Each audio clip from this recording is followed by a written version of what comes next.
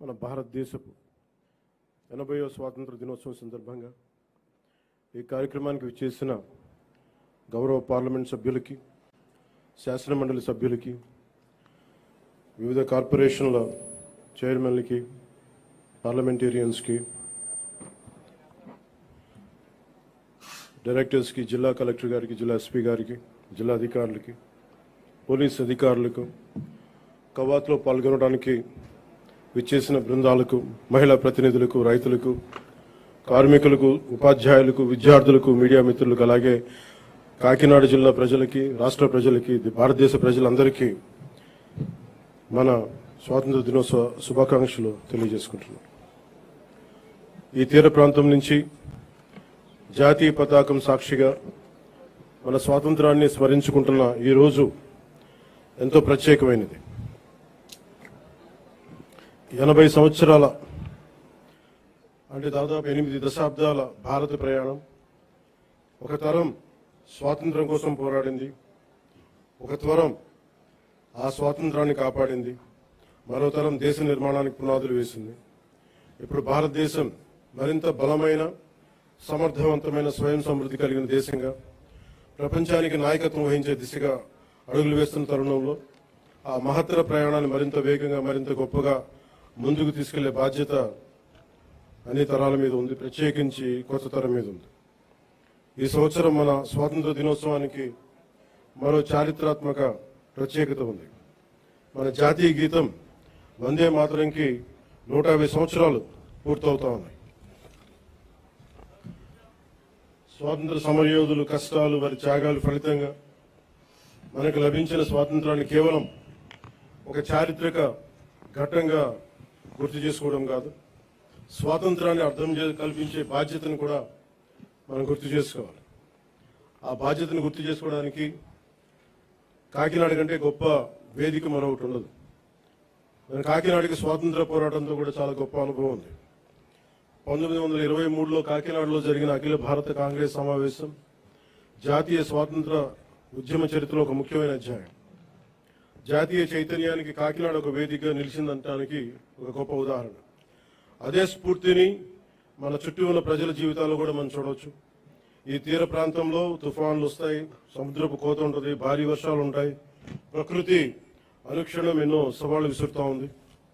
అయినా మన మత్స్యకార సోదరులు సముద్రంలోకి వెళ్తారు, రైతులు పొలాల్లోకి వెళ్తారు, నేతలు తన మగ్గాల ముందు కూర్చుంటారు, కార్మికులు తమ పనిలోకి వెళ్తారు, యువత తమ భవిష్యత్తు కోసం ముందుకు సాగుతూ ఉంది. కుటుంబాన్ని నిలబెట్టడానికి, సమాజాన్ని ముందుకు తీసుకెళ్లడానికి సామాన్య మనిషి ప్రతిరోజు చేసే పోరాటం ఈ దేశ నిర్మాణంలో భాగం. ప్రధానమంత్రి గారి శ్రీ నరేంద్ర మోదీ గారి వికసిత్ భారత్ 2047 సంకల్పంలో ఆంధ్రప్రదేశ్ తన వంతు బలమైన పాత్రని పోషిస్తుంది. కేంద్ర రాష్ట్ర ప్రభుత్వాల సమన్వయంతో రాష్ట్ర అభివృద్ధి పదంలో వేగంగా ముందుకు సాగుతా ఉంది.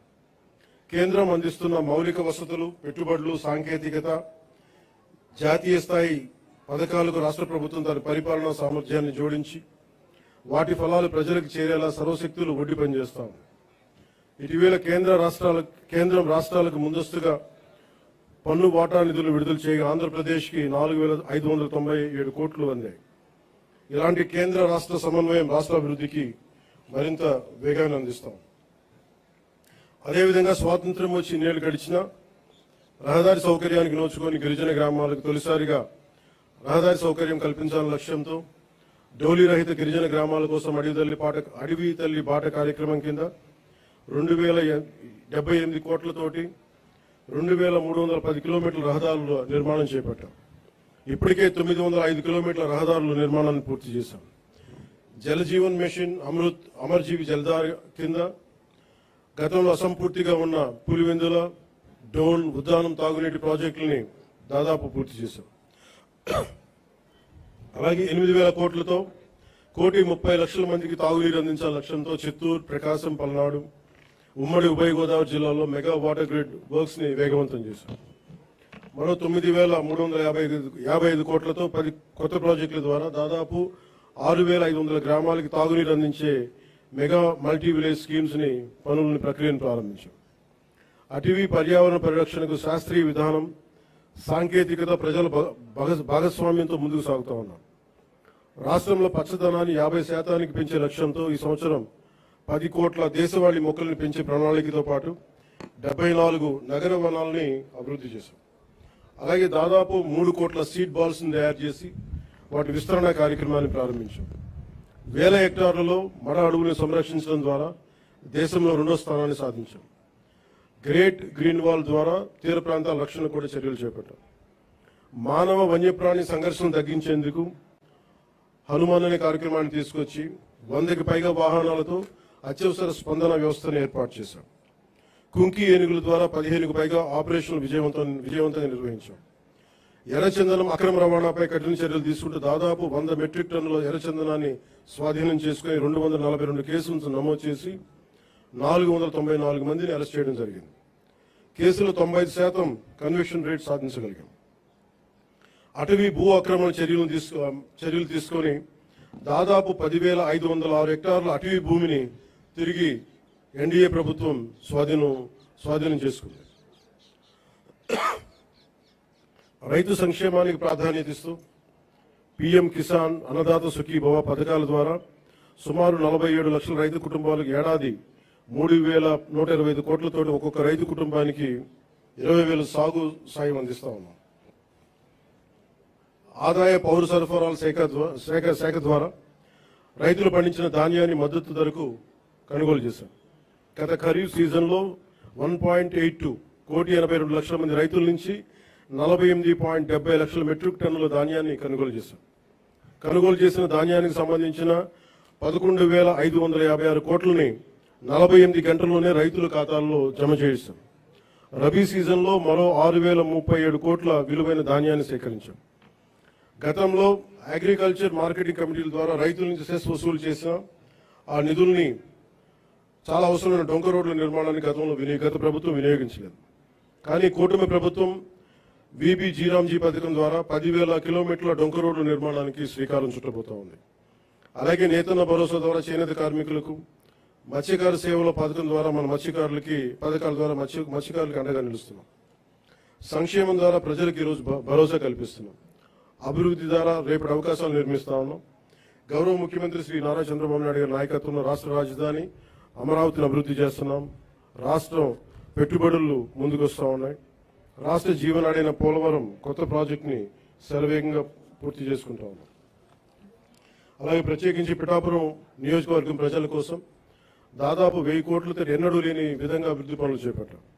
ఇందులో Uppada sea protection wall, roads, drains, తాగునీటి వస్తువులు, రైల్వే ఓవర్ బ్రిడ్జ్, రైల్వే స్టేషన్ల ఆధునీకరణ, 100 పడకల ఆసుపత్రి, దేవాలయాల అభివృద్ధి, నగరవనం, చెరువుల పునరుద్ధరణ వంటి కీలక పనులు ఉన్నాయి. పల్లె పండుగ, విబి జీరాంజీ వంటి కార్యక్రమాలతో పిఠాపురం అభివృద్ధికి మరింత వేగంగా తీసుకొచ్చాం. నేటి యువతతోటి మాట్లాడటం అంటే రేపటి భారతదేశంతో మాట్లాడటం. అందుకు మీతోటి కొన్ని మాటలు పంచుకోవాలనుకుంటాం. మీరు కేవలం భారతదేశ భవిష్యత్తు కాదు, భారతదేశపు ప్రస్తుత బలం కూడా. ఈ రోజున సమాచారం మనకి క్షణాల్లో చేరుతా ఉంది. But speed is not truth. ఏదైనా నమ్మే ముందు ఆలోచించండి, అనుసరించే ముందు ప్రశ్నించండి, నిర్ణయం తీసుకునే ముందు పరిశీలించండి. మన రాజ్యాంగ ప్రాథమిక విధుల్లో article 51 clause A sub clause H కూడా ప్రతి పౌరుడు శాస్త్రీయ మానవతా పరిశీలన సంస్కరణ దృక్పథాలను, scientific temper, humanism, enquiry and reforms పెంపొందించుకోవాలని చాటి చెప్తా ఉంటుంది. మనందరికీ మన అభిప్రాయాన్ని స్వేచ్ఛగా వ్యక్తం చేసే హక్కు ఉంది. అది మన ప్రజాస్వామ్యానికి చాలా గొప్ప బలం. కానీ ఆ స్వేచ్ఛని ఇతరులను దూషించడానికి, తప్పుడు సమాచారం వ్యాప్తి చేయడానికి ఉపయోగించకూడదు. Before sharing, verify data. Before criticising, know the facts. Before abusing, remember your responsibility. బలమైన ప్రజాస్వామ్యానికి మనకు కావాల్సింది బ్లైండ్ ఫాలోవర్స్ కాదు, ఇన్ఫార్మ్డ్ సిటిజన్స్ చాలా అవసరం. మీ చేతుల్లో మొబైల్ ఉంది, టెక్నాలజీ ఉంది, ఇన్ఫర్మేషన్ ఉంది, ఓటు ఉంది, టాలెంట్ ఉంది. కానీ అన్నిటికంటే ముఖ్యంగా మీ చేతిలో మీ భవిష్యత్తు ఉంది, దేశ భవిష్యత్తు ఉంది. ప్రతి తరం తన కాలానికి ఒక బాధ్యతని మోస్తుంది. స్వాతంత్ర ఉద్యమంలో ఒక భగత్ సింగ్, చంద్రశేఖర్ ఆజాద్, నేతాజీ వంటి యువకుల స్ఫూర్తితోటి ఆ రోజున దేశం కోసం త్యాగాలు చేశారు. స్వాతంత్రం వచ్చిన తర్వాత తరాలు దేశ నిర్మాణానికి పునాదులు వేశాయి. ఇప్పుడు ఆ జాతీయ నిర్మాణపు జ్యోతిని ముందుకు తీసుకువెళ్లాల్సిన అవసరం మన యువతది. మీరు ఈ దేశపు యువతది. మీ ఆలోచన స్వేచ్ఛగా ఉండాలి, అన్యాయంపై అసహనం ఉండాలి, మార్పు తీసుకురావాలని తపన ఉండాలి. ప్రభుత్వాన్ని ప్రశ్నించండి, విధానాలను విమర్శించండి, నిరసన తెలియజేయండి. కానీ మీ కోపాన్ని విధ్వంసంగా కాకుండా నిర్మాణాత్మక శక్తిగా మార్చండి. పోరాడే సమస్యలు నిజమైనవే కావచ్చు, కానీ వాటిని ఎవరు ఏ దిశలోకి తీసుకువెళ్తున్నారనేది ఆలోచించాలి. వ్యవస్థలో తప్పుంటే వ్యవస్థని ధ్వంసం చేయడం కాదు, వ్యవస్థని సరిచేయడం అంటే మనకు లక్ష్యం కావాలి. నేను కూడా ప్రజా సమస్యల కోసం అనేక ఉద్యమాలు చేశాను, కానీ ఎక్కడా కూడా ప్రజల ఆస్తుల్ని ధ్వంసం చేయడం కానీ, హింసకి దారి తీయడం కానీ, సమాజాన్ని విభజించడం ఎప్పుడు మార్పుకి మార్గం కాదనే ఆలోచన ఎప్పుడు దృష్టిలో పెట్టుకొని ఉద్యమాలు చేశాం. భారతదేశానికి ప్రతిభ కొరవలేదు, అవకాశాలు కావాలి. అవకాశాలను సృష్టించే సమయం ఇది. ప్రపంచంలోని పెద్ద సంస్థలకి నాయకత్వం వహిస్తున్న భారతీయుల నుంచి, అంతరిక్షం నుంచి డిజిటల్ టెక్నాలజీ వరకు, భారత్ సాధిస్తున్న విజయాల వరకు మన సామర్థ్యాన్ని చాటి చెప్పడం సామర్థ్యానికి ప్రపంచమే సాక్ష్యం. కాబట్టి యువతకి నా పిలుపు ఒకటే: డబ్బుకి మీ ఓటు నమ్ముకోకండి, తప్పుడు సమాచారానికి మీ ఆలోచన నమ్ముకోకండి, ద్వేషానికి మీ భవిష్యత్తును అప్పగించకండి. ప్రశ్నించే యువత కావాలి, పరిష్కారం చూపే యువత కావాలి, అవకాశాలు సృష్టించే యువత కావాలి, భారతదేశాన్ని నడిపించే యువత కావాలి. ఈ తరం చేతిలో ఉన్న జ్యోతి యువత. వచ్చే తరానికి మరింత ప్రకాశవంతమైన భారతదేశంగా మీ చేతిలో ఉండాలని మనస్ఫూర్తిగా కోరుకుంటూ సెలవు తీసుకున్నాను. జై Hind. Thank you very much, sir. Now second in command, Sanman God.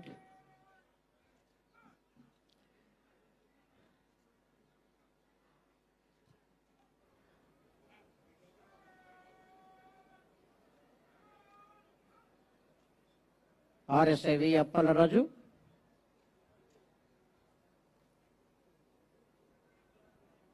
Second in command of the Sanman God.